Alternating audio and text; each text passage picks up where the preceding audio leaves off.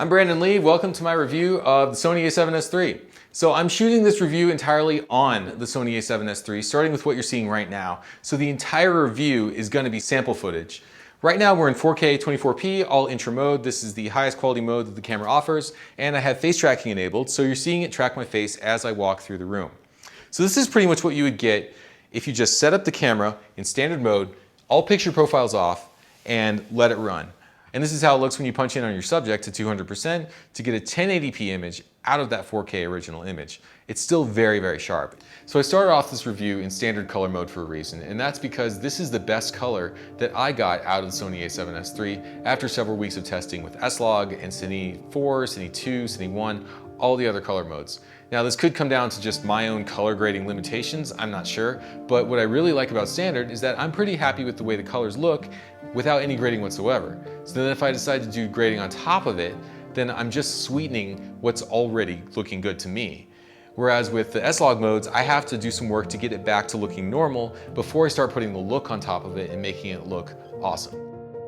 And the difference between shooting standard color on the A7S III versus the A7 III and the other previous Sony mirrorless is that this is 10-bit footage, which means I have a whole lot more grading opportunities, even though I'm not shooting in a log format. And one more thing I want to mention real quick is that this is not going to be a lab test kind of review.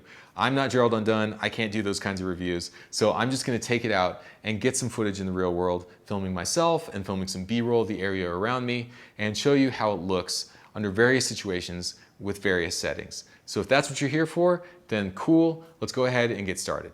Quick ethics statement, I did a paid collaboration with Sony to make a short film with the A7S III. It's called Crossroads and you can see it on my channel, but this review is not paid. This is an unbiased review.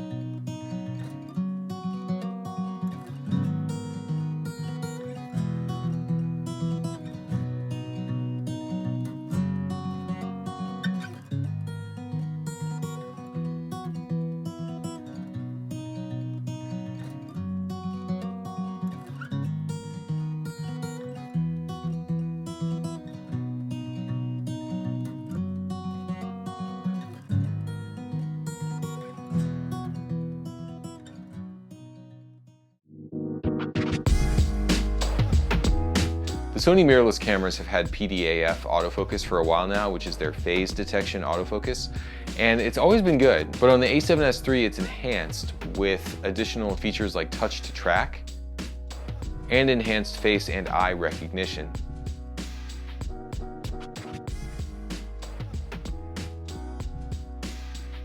So basically it intelligently chooses whether it's going to track the subject as a whole, or the face, or the eye. So as a concept, that sounds really good, but how does it work in real life? Well, you can judge for yourself if you think that it works well or not.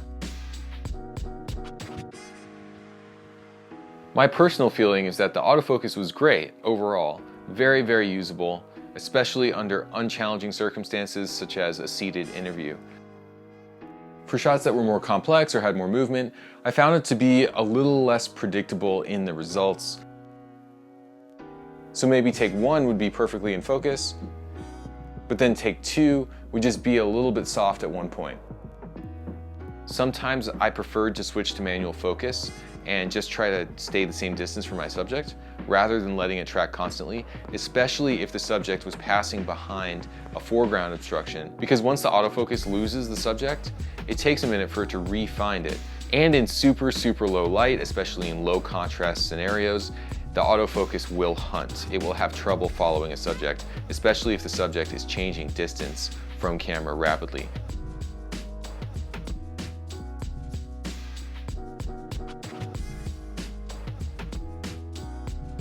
But don't let me give you the impression that this autofocus is anything less than amazing. It's still by far the best autofocus system that I've ever used, and in favorable circumstances, you'll be blown away by what it's able to track. But no autofocus system is perfect, so I just wanted to warn you of some of the caveats.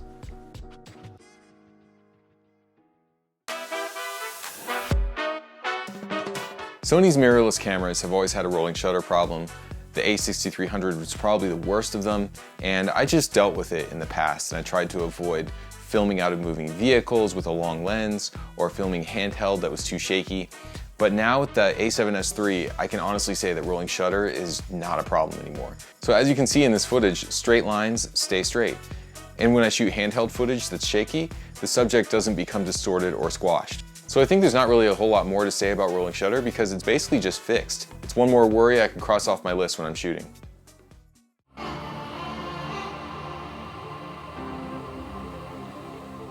The A7S III records 4K footage at 120p, and you're seeing the quality right here. It's basically the same quality as the 24p. It's 10-bit, it's 422, the autofocus still works, the face detection still works. So basically shooting 120p is just as good as shooting 24p. There's no real compromises you have to make here, which is great.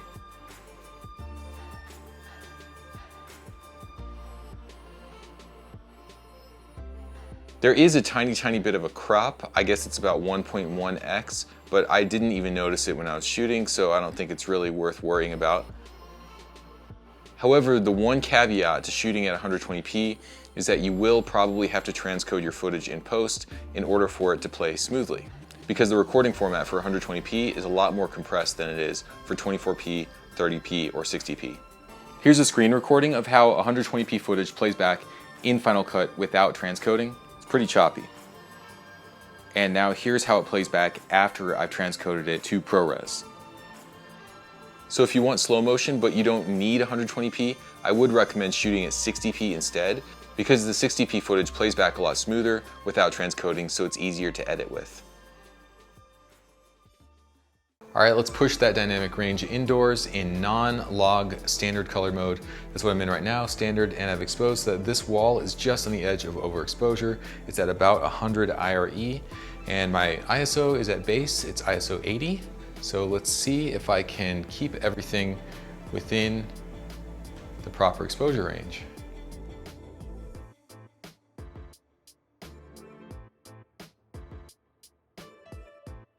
Same scene, S-Log3, I was able to raise the exposure a little bit without blowing out the highlights, which means I should have more detail in the shadows.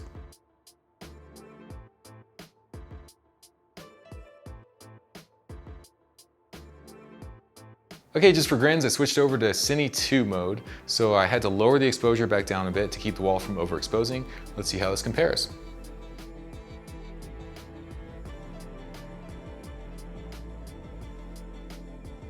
Standard mode, I've exposed as brightly as possible to keep that from blowing out over there, and I'm in the shadows here, so let's see if I can even out this exposure a bit in post. Okay, we're back in S-Log3, we've got a very bright doorway there, and it's very dark where I'm standing, so let's see if this can be evened out in post.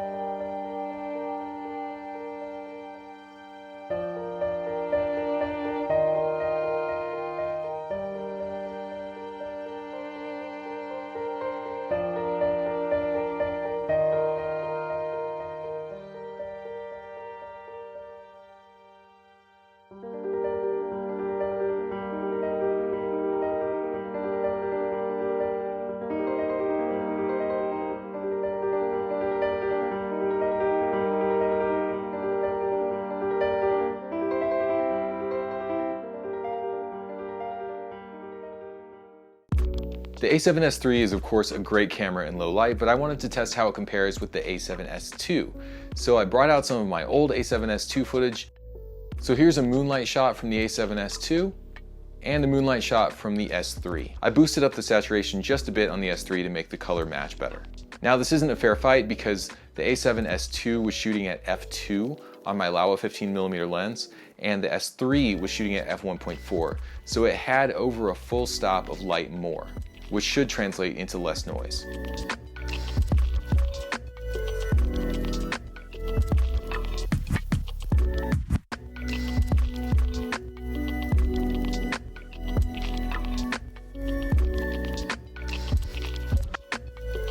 Here's a low ISO A7S2 shot with shadow recovery,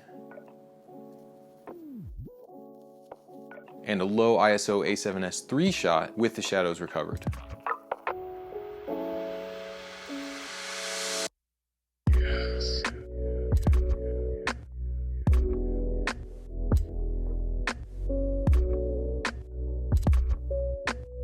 And here's an A7S2 shot at fairly high ISO with the shadows lifted just to see what noise is underneath there. And an A7S3 shot with the shadows lifted as well. Once again, this is not a perfectly fair fight because I don't know exactly what ISO I was shooting at with the A7S2. I just wanted to see if their noise patterns are similar or if they're somehow different.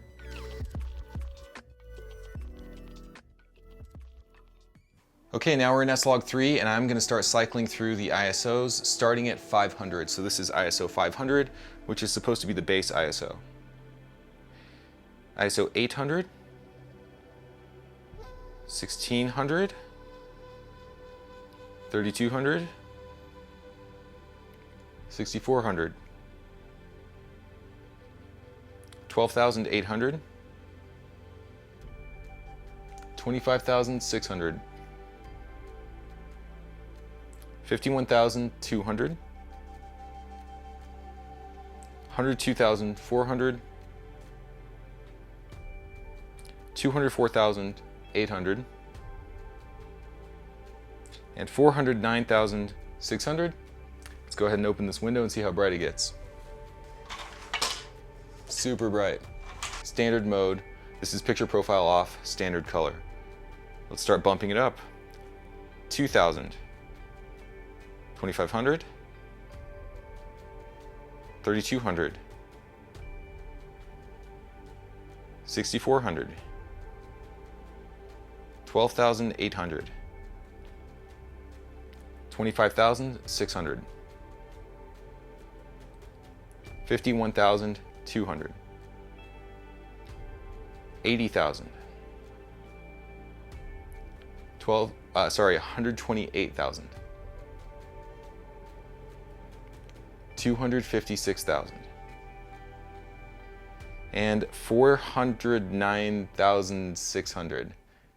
The image from the A7S3 is really sharp, and depending on your opinion, that can be a good thing or that can be a bad thing. So I'm going to do a quick test here to show how it looks unfiltered, which is what you're seeing right now, and with some filters applied. So this is the 85mm lens, no filter at f2.5, razor sharp. Now I've got my variable ND filter on there. It's my Hoya 1.5 to 9 stop VND, and that probably affects the sharpness a tiny bit. Now I've got a black Promist 1/8 on top of the variable ND, and this is the normal filter stack that I'm usually shooting with. Black Promist and variable ND together. Now you're seeing the black Satin 1 filter on top of the variable ND on the 85mm lens. We're still at f2.5. This filter should have a strong softening effect on my skin without causing too much blooming of the highlights. One more little test here. I took all the filters off the camera, but I applied a defocus effect in post. This is a blur effect that simulates a slightly out of focus shot, and I applied it at a 1 pixel strength. So there's basically just 1 pixel of defocus going on in this shot, and to my eye, on my laptop, this actually looked pretty decent. It softened up the image just enough so it didn't have that hard video edge to it. So this is defocus 1 pixel. Now you're seeing the TT Artisan 35mm f1.4 lens wide open on the camera with the variable ND, nothing else to soften it, but this lens itself has a bit of a vintage type character to it, so maybe the image is a little bit softer than it would be with a Sony native lens. At first glance, there doesn't seem to be that much new with the image stabilization on the A7S III. It still has the in-body image stabilization, which does a pretty good job of removing the small shakes and jitters from your handheld footage. And they've added intelligent active image stabilization, which does help your static handheld shots to look more like they were shot on a tripod. But it won't get rid of any big camera shake if you're walking or running with the camera, like the kinds of shakes that tend to get through on a gimbal. I was hoping intelligent active stabilization would get rid of those shakes, but unfortunately, it doesn't. However, there's a type of post-stabilization that you can do with the A7S III that's so exciting, I'm gonna make a whole video about it separately. It's just too much to go into here. But basically, it uses a gyroscope to give you the kind of stabilization that you would get with a GoPro in hyper smooth mode. In other words, this is much stronger stabilization that you apply in post. So stay tuned because I'm gonna make a whole other video about that feature alone. I've accumulated a lot of gear over this pandemic, so I wanted to put it to use by filming some test scenes of myself in a narrative style. So in this section, I'm gonna show you some behind the scenes of how I set these shots up. Got the 50mm Zeiss f1.4 lens on the A7S III here. This is my slider here. This is the Syrup Magic Carpet slider, and on it I have the Syrup Genie pan tilt head and the linear head. I'm able to control 5 feet of travel, and I can pan tilt in any direction as I go across the travel of this slider. So I trigger everything for the motion control with this iPhone app. I can control the linear movement, the pan, and the tilt. So when that's all programmed and I hit play, then I have a little delay on there. And after that, it starts moving all on its own across the track. And this phone here is running the Imaging Edge app. This is the remote control app from Sony, so I can see whatever I'm doing with very little delay. So now I'm just gonna pan it over like this, and I'm framed up properly.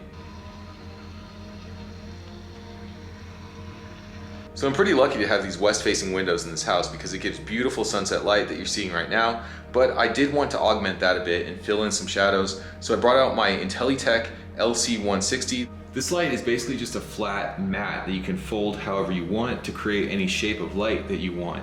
So I just clipped some diffusion on the front of the light as you see here, and I have a nice softbox type of source without the bulk of normal softbox.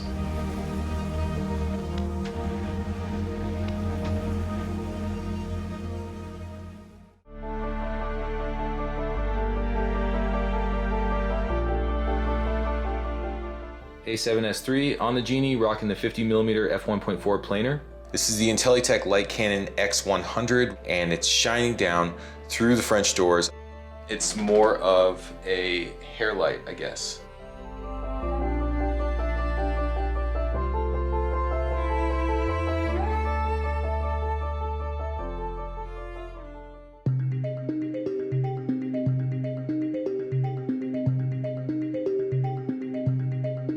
So I've been watching a lot of those dark shows on Netflix, and I wanted to try to create that sort of vibe. So the first step is to turn off the overhead lights. In the entryway hallway, we have one practical light. A practical light is a light that's actually built into the architecture. It's actually part of the scene. And then one movie light behind it. We are at 2800K, 4% intensity. I didn't want the film light to overpower the practical light because then it wouldn't look as natural. So here is the IntelliTech LC160, which is bouncing off of a brown bookcase, which gives it a very warm character. So I wanted just an indistinct, indirect source to generally illuminate a tiny bit the room. The LC160 is at 3000 K color temperature and only 4% intensity. So I'm taking advantage here of the high ISO capabilities of the A7S III, because then I don't have to raise the overall level of the scene. All I have to do is manage the contrast ratio of the scene.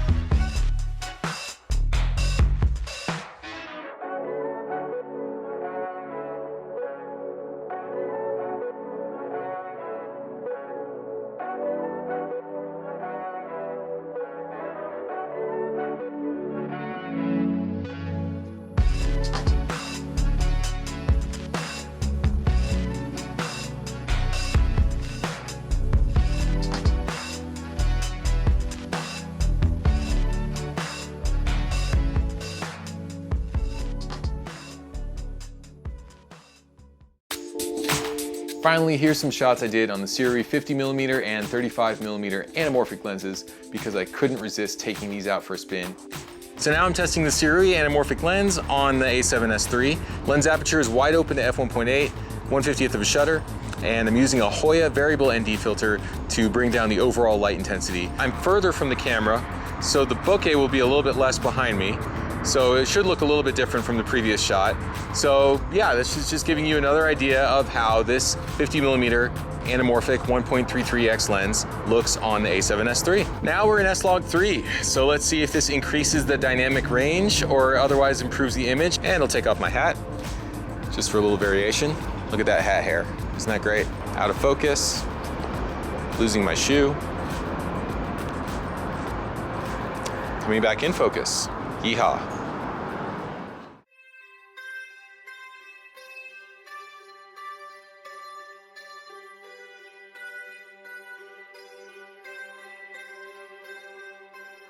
These lenses aren't designed for full-frame sensors, but I figured I would probably get a pretty decent image with them on the A7S III anyway, because this camera is so sharp. The lenses do cover a larger image circle than advertised, so by not cropping in all the way to APS-C, I could keep some of the curvature and distortion on the edges of the frame, which I feel actually adds to the character of the shot.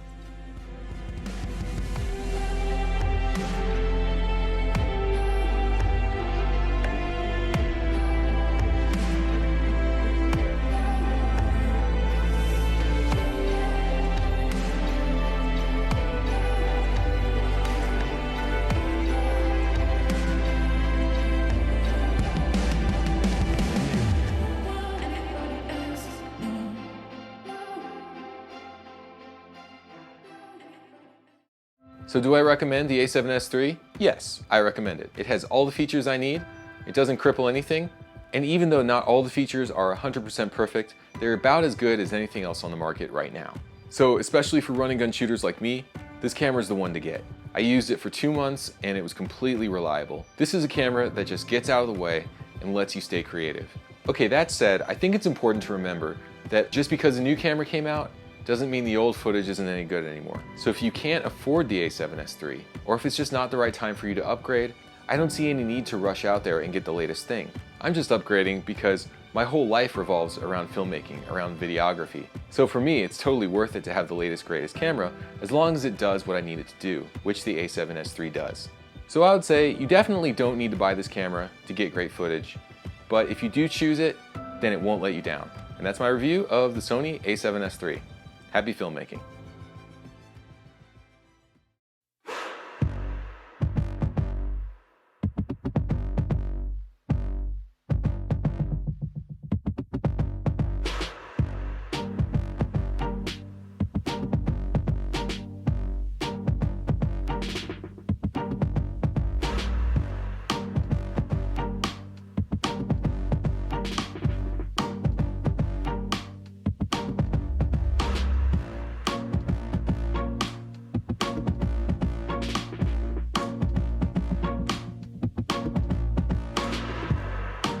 Come on.